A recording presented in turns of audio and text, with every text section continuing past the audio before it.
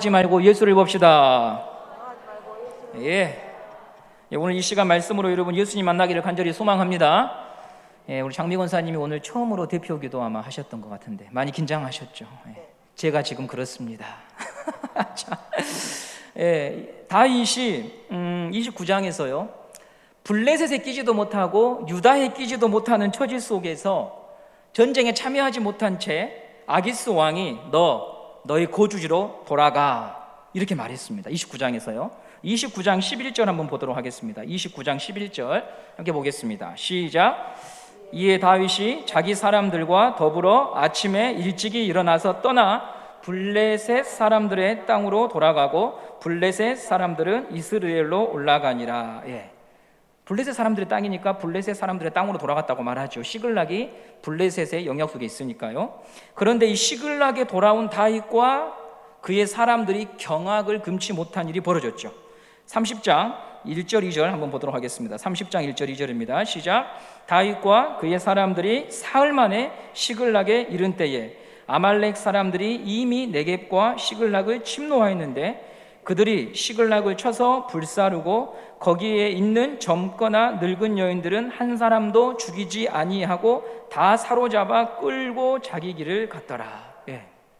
집에 오니까 부녀자들과 아이들이 없어요.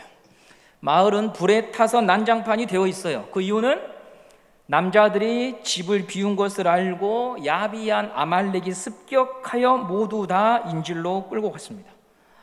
다윗이 사울을 피해서 블레셋으로 망명을 했고 그래서 한숨 돌렸다고 여겼는데 이제는 아말렉의 습격으로 모든 것을 잃어버릴 처지가 된 거예요. 다윗과 함께한 사람들은 눈앞에 펼쳐진 이 상황을 보고 털썩 주저앉아서요 모두 다 소리를 내어 울어요. 불에 타 재만 남아있고 자식과 부모의 생사를 알 수 없는 상황에서 다 넋이 나가버립니다. 그리고 이 슬픔은 얼마 지나지 않아 분노가 됩니다. 누구에게 이 분노가 향하겠습니까?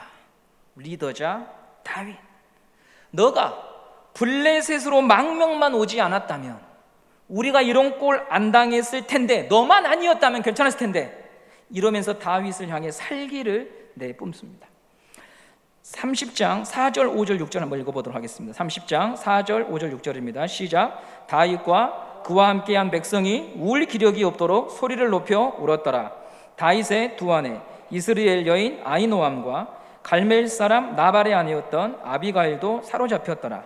백성들이 자녀들 때문에 마음이 슬퍼서 다윗을 돌로 치자 하니 다윗이 크게 다급하였으나 그의 하나님 여호와를 힘입고 용기를 얻었더라.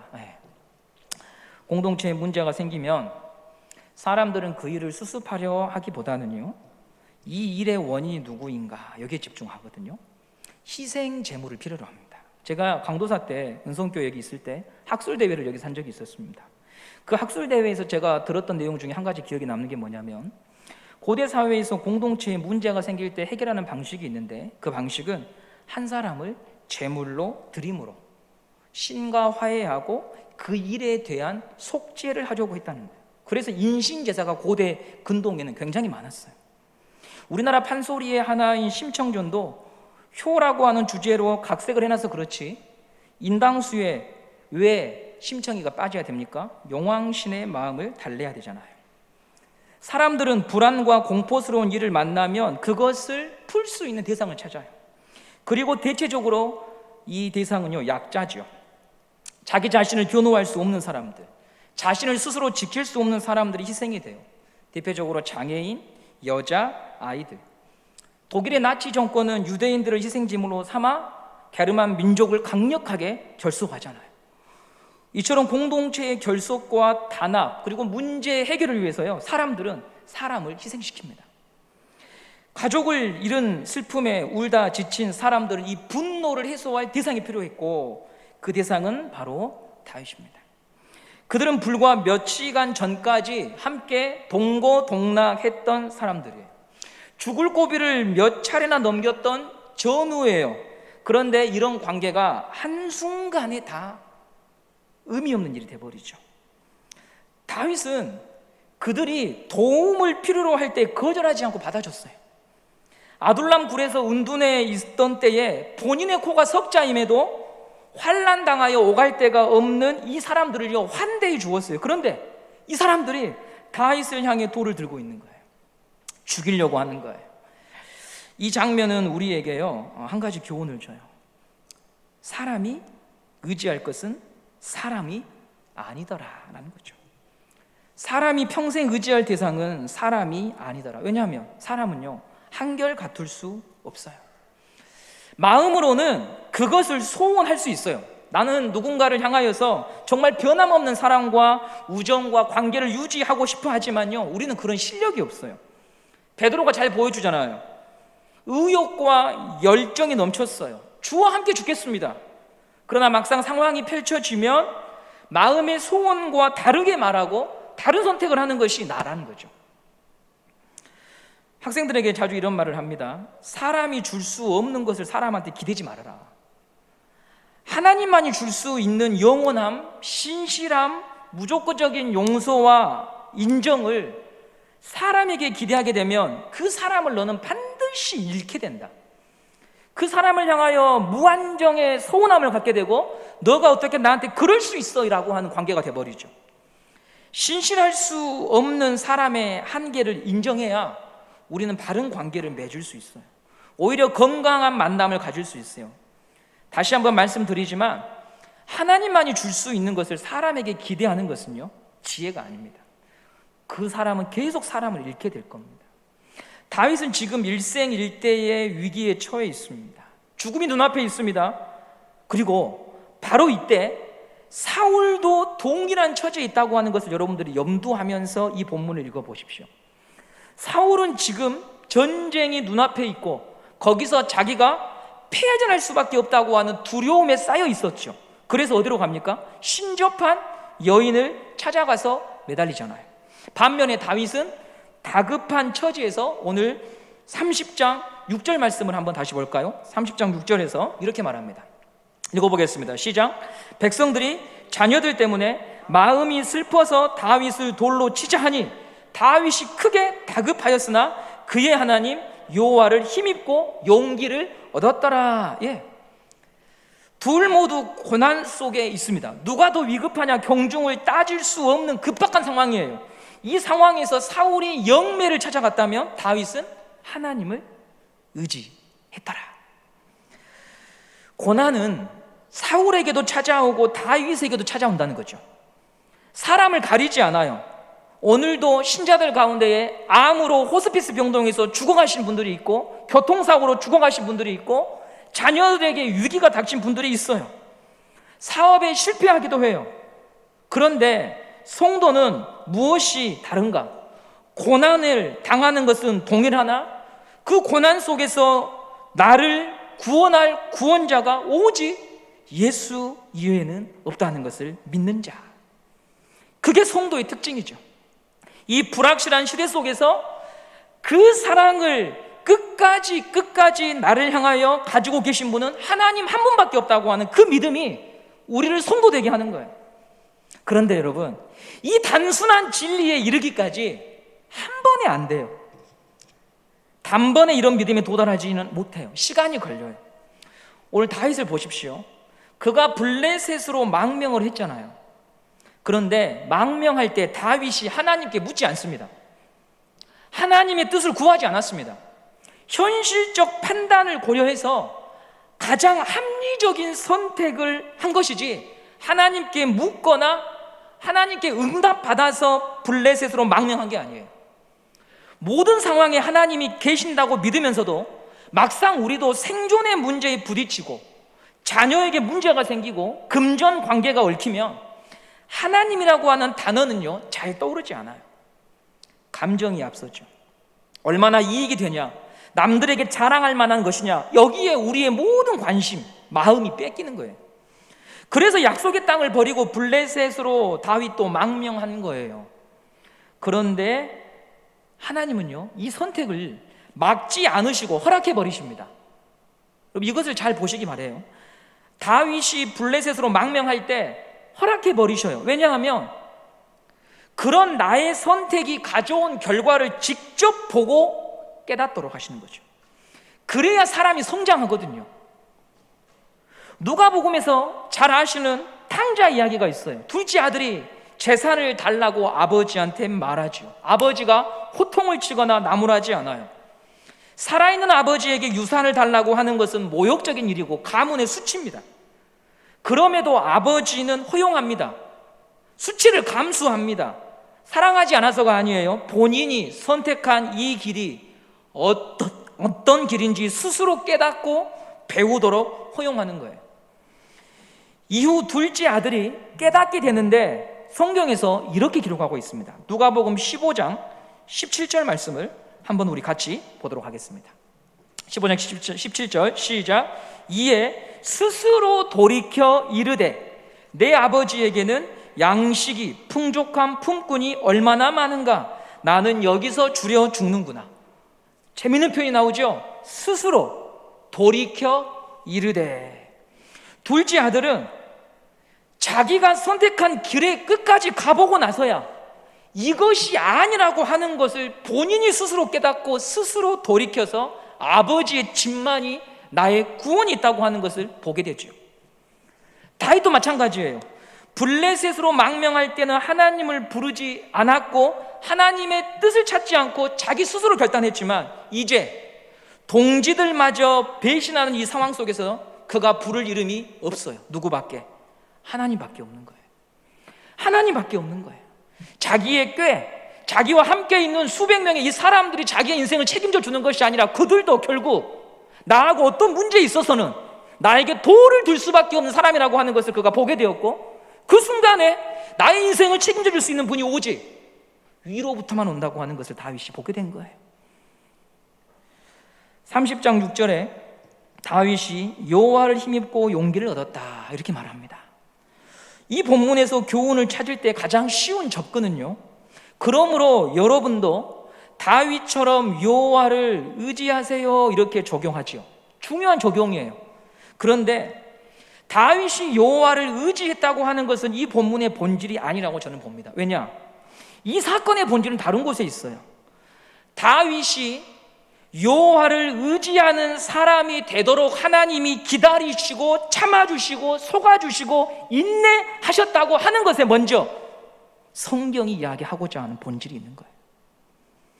탕자의 비유에서도 주인공은 돌아온 탕자가 아니잖아요. 기다려주시는 아버지, 수치를 감수하고 재산을 분할해서 나누어준 아버지, 자식이 돌아오기를 매일처럼 기다렸던 아버지, 둘째 아들의 허물을 끌어안고 용서하고 씻겨주시며 가장 좋은 옷으로 입혀주신 그 아버지가 있었기 때문에 아들이 돌아올 수 있는 거죠. 만일 우리가 예배를 통해서 하나님을 다시 의지하는 믿음이 일어난다면, 그분을 신뢰할 수 있는 믿음이 다시 일어난다면 그것은 우리에게, 나에게 출발된 것이 아니라는 겁니다. 그런 고백을 할 수 있는, 그런 고백의 자리까지 올 수 있게 만드신 하나님의 무한한 인내와 오래 참으심이 있기에 오늘 우리는 여호와를 의지할 수 있는 것입니다.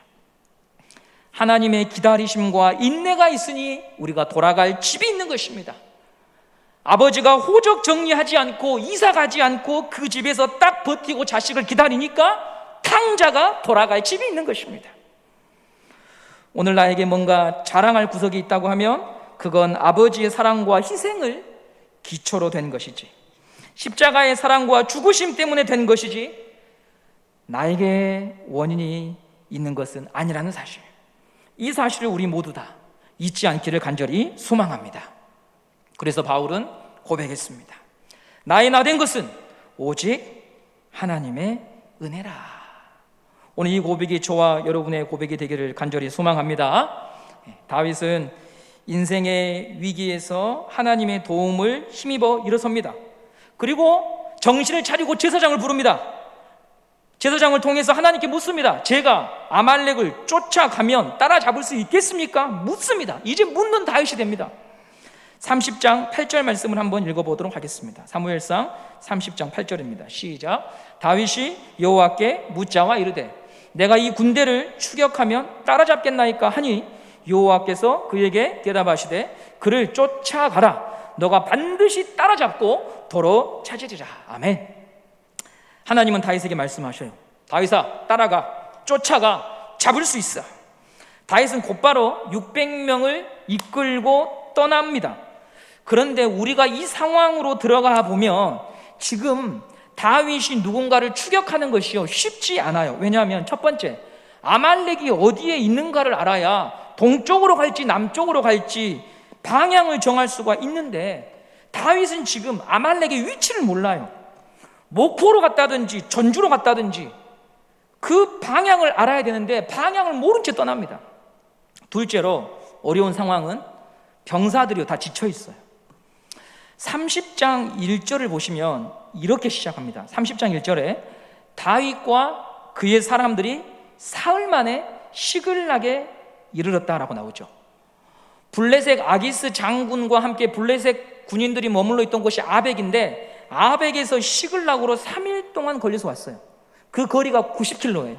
하루에 30km씩 도보로 행군을 했습니다. 맨몸으로 걸을 리가 없지요. 여러 가지 짐을 지고 이동합니다. 도로 상황이 좋을 리 없습니다. 체력적인 소모가 컸을 것입니다.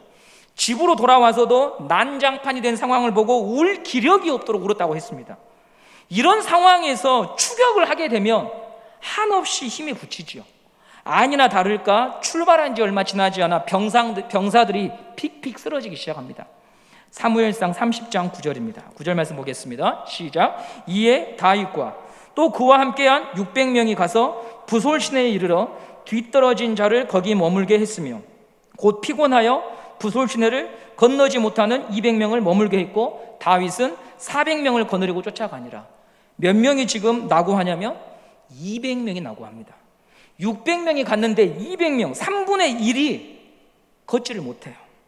전체적으로 다들 지쳐 있는 거예요.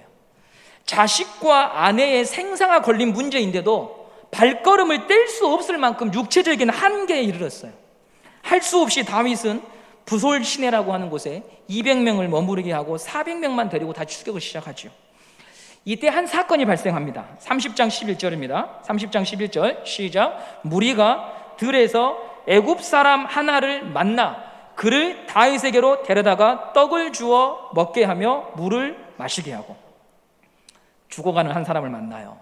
길에서 말이죠. 그런데 우리가 잠시 이쪽으로 돌아가 보면, 이 상황으로 들어가 보면 거반 죽어가기는 이 사람만 죽어가는 게 아니라 다윗 공동체도 죽어가고 있는 거예요. 지금 모두 다 힘에 붙여 있잖아요. 한시가 급해요. 그리고 누구를 돌아볼 수 있는 상황이 아니에요. 생사를 모르는 가족을 찾아야 됩니다. 강력계 형사들의 이야기를 들어보면요, 납치 사건에 있어서 제일 중요한 게 시간입니다.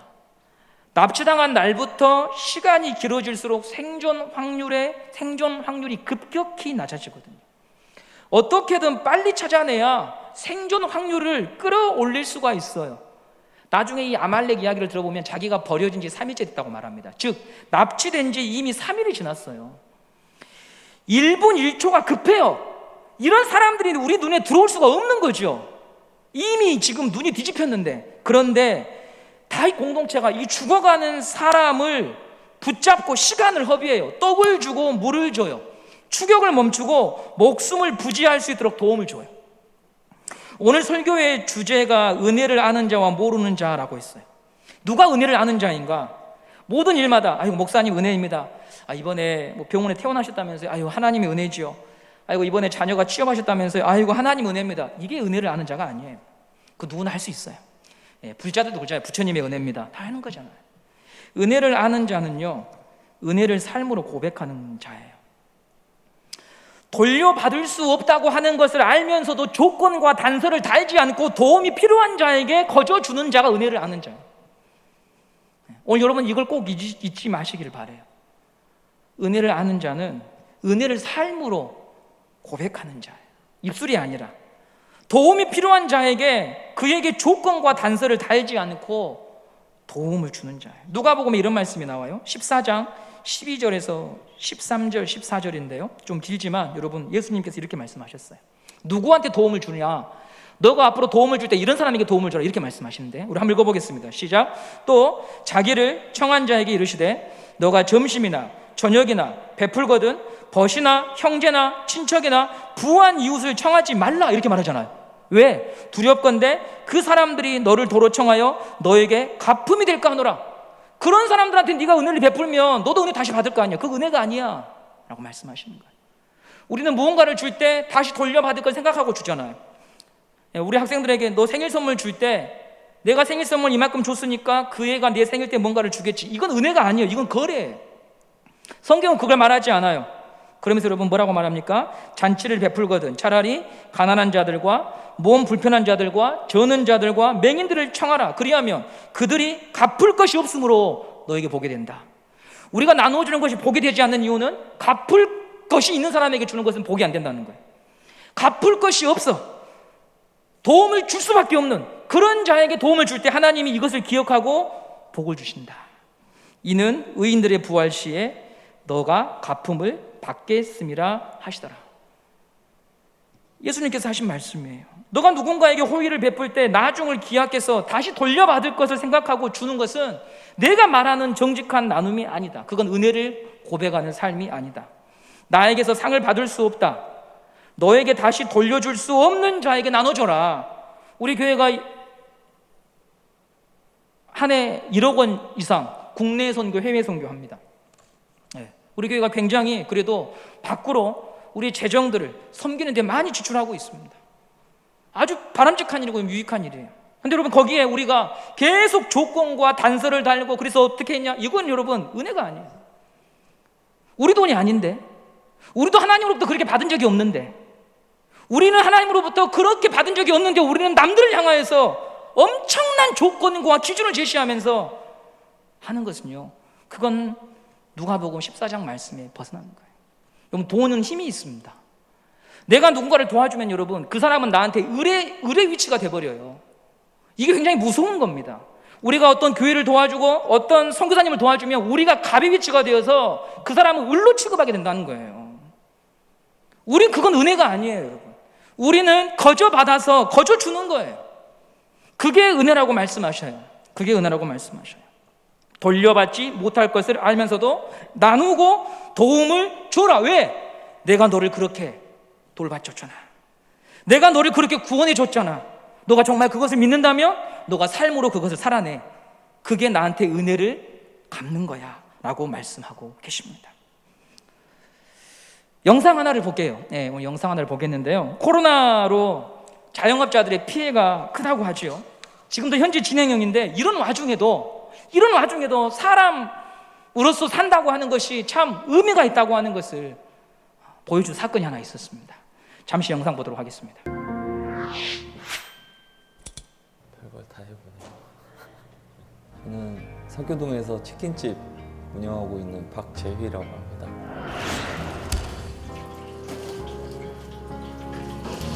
정확히 기억이 나는데 그날 장사가 너무 안 됐어요. 그러니까 가게 앞에 나와서 하늘을 이렇게 밤하늘을 이렇게 쳐다보고 있었는데 형제였어요. 누가 봐도 너무 닮았고 형제였는데 그 꼬맹이가 소리치는데 여기가 골목이잖아요. 치킨 소리를 치더라고요.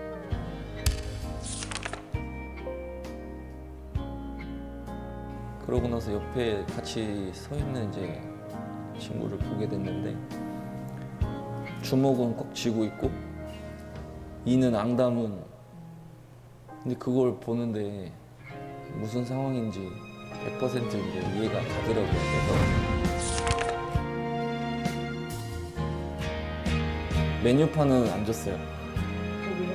메뉴판은 안 주고 저희 집에서 제일 맛있는 거, 제일 기본으로 많이 나가는 거 그래서 해주고 싶어가지고, 홀에 손님도 없었고 충분히 안에서 편하게 먹을 수 있는 환경이 좀 될 것 같아서 그러라고 하게 됐고,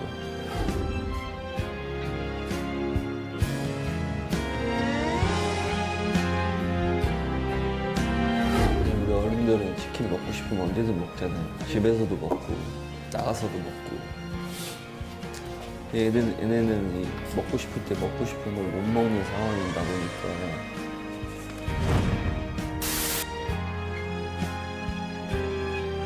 월세는 당연히 못 냈고요. 식자재도 좀 밀려서 물건 발주도 못하고 있는 상황이었고, 주류나 음료 정도만 결제 겨우 할 수 있는 정도였어요.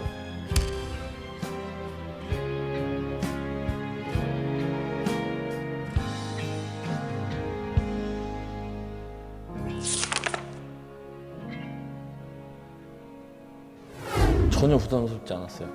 전혀 부담스럽지 않았어요. 오히려 다시 와줘서 좋았어요.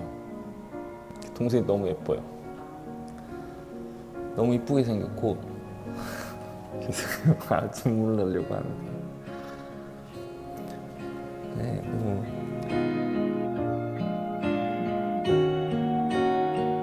괜히 막 오지랖일 수도 있는데 머리도 좀 예쁘게 깎으면 훨씬 더 이쁠 텐데 그날 저 머리 깎았던 이제 미용실에 부랴부랴 데리고 갔죠. 근데 또 원장님도 좋은 일 하셨어요. 그냥 해주셨어요. 사정 듣고 들으시고 대충 눈치채셨더라고요. 뭐 아들이 있는 것도 아니고 조카가 있는 것도 아닌데 꼬맹이를 데리고 오니까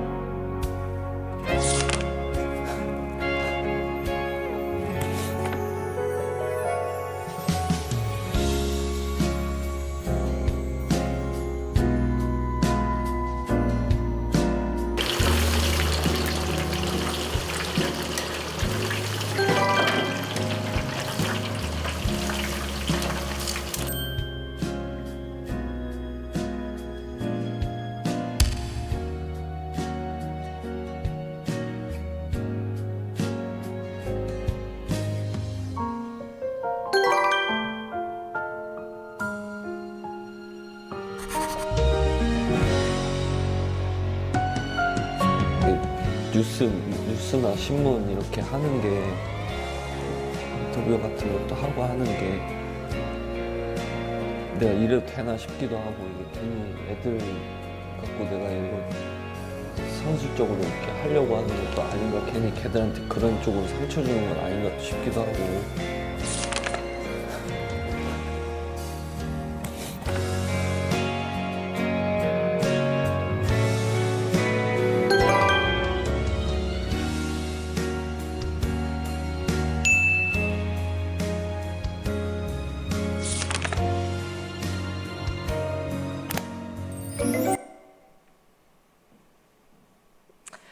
누군지 알지는 못하지만 여러분 박수로 한번 격려했으면 좋겠습니다. 네. 은혜가 사람을 바꿉니다. 은혜가 사람을 바꿔요. 누구보다 이런 사랑과 나눔을 베풀도록 하나님이 세우신 기관이 교회 아닙니까? 거저 받았으니 거저 줘라.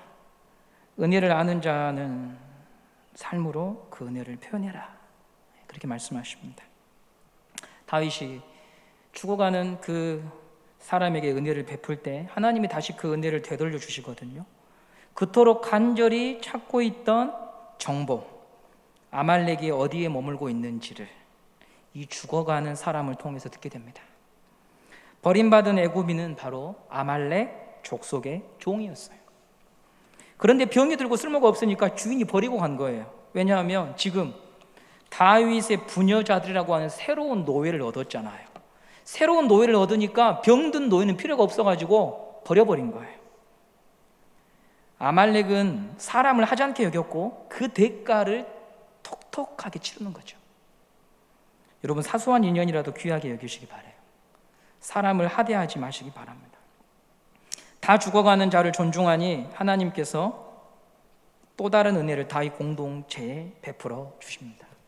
우리 교회가 그런 교회 되기를 바라요. 여러분이 그런 삶이 되기를 바랍니다.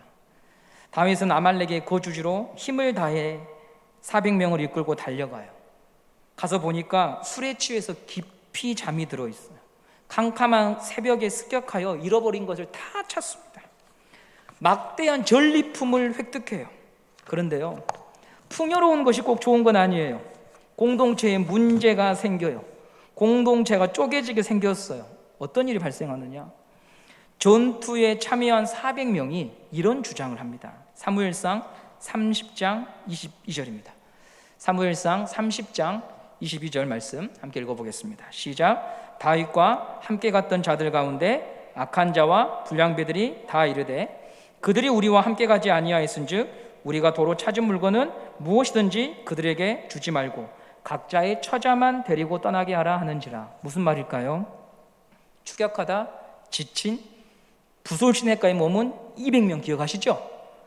그들은 전투에 참여하지 못했으니까 이들에게 줄 전리품은 없다. 왜? 싸움에 참여 안 했으니까 줄 수 없다. 공동체는 항상 이런 문제들이 발생해요. 이 사건을 우리가 여러분 주의 깊게 봐야 되는데, 왜 이 사건을 제가 여러분들에게 주의 깊게 보도록 요청하냐면, 다윗 공동체는 교회거든요. 교회가 운영되는 원리가 무엇인가가 이 사건에 담겨져 있어요. 전쟁에 참여하지 못한 자들에게 전리품을 줄 수 없다. 세상의 이치로 따지면 아주 합리적인 생각이에요. 땀 흘리지 않았으면 얻을 게 없는 거죠. 피 흘리고 목숨 걸고 싸움에 동참한 자하고 시냇가에서 나무 밑에 쉬고 있던 사람은 다른 대접을 받아야 되죠. 그게 우리가 살아가는 세상의 법칙이고, 그렇게 배워왔고, 그렇게 우리는 길들여져 있어요. 교회도 마찬가지죠. 어떤 기준이 있는데 너는 거기에 미치지 못하니까 너는 빠져, 너는 제외, 아무 소리 하지 마, 그렇게 말해요. 그런데 성경은 이런 합리적인 생각과 계산적인 사고에 대해서 뭐라고 말하느냐? 놀랍게도 30장 22절 다시 한번 보십시오. 30장 22절에 싸움에 참여한 자에게 나눠줄 수 없다고 주장한 사람들을 향해서 악한 자고 불량자라고 말합니다. 이게 성경의 평가예요. 하나님이 그들을 향해서 너는 참 계산적이야, 이성적이야 이렇게 말하지 않고요, 악한 자와 불량한 자들이 200명을 제외시키고 있다고 말하고 있죠. 왜지요? 왜 그들은 불량자지요? 자신들이 지금 나누어 줄 수 없다고 말하는 전리품을 누구 때문에 얻은 것입니까? 하나님 때문에. 아말렉이 어디에 머물고 있는지 알게 된 것은 누구 때문입니까? 하나님 때문에. 3일이 지났지만 가족들이 한 명도 죽지 않고 생존해 있을 수 있었던 이유는 누구 때문입니까? 하나님의 간섭 때문에.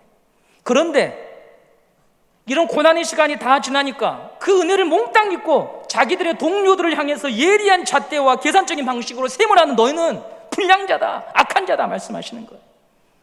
성경에서 말하는 불량자와 악한 자는 저 밖에 있는 게 아니고 이 안에 있다는 거죠.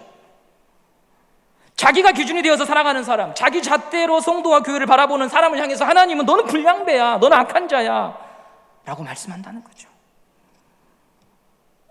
우리에게 하나님이 이 말씀을 남겨놓으신 이유는 우리의 걸어온 삶을 돌아보고 너는 그렇게 살지 않기를 바란다 선우가 말씀하시는 거예요. 은혜를 아는 자는 십자가 뒤로 가죠. 예수님 뒤로 갑니다. 자기의 기준으로 살아가지 않습니다. 호의를 베풀고 환대하고 대접하는 것이 은혜를 아는 자의 삶인 줄 믿습니다. 기준에 미치지 못한 자들에게로 다가가기 위해 자신의 기준을 낮추어 오셨던 예수님처럼 우리도 우리의 기준을 고집할 것이 아니라 환대하고 대접하고 무조건적인 긍휼과 사랑을 더 실천하기 위하여 애쓰는 성도가 될 때 하나님은 우리를 향하여 너는 착한 놈이야, 너는 선한 놈이야 라고 말씀하실 것입니다. 오늘 이 30장에 기록되어 있는 교회에 운영되는 원리, 성도가 살아가는 이 원리를 우리가 주님 앞에 서는 그날까지 하나하나 좀 더 실천하다가 주님 앞에 설 수 있는 우리 모두가 되기를 간절히 소망합니다.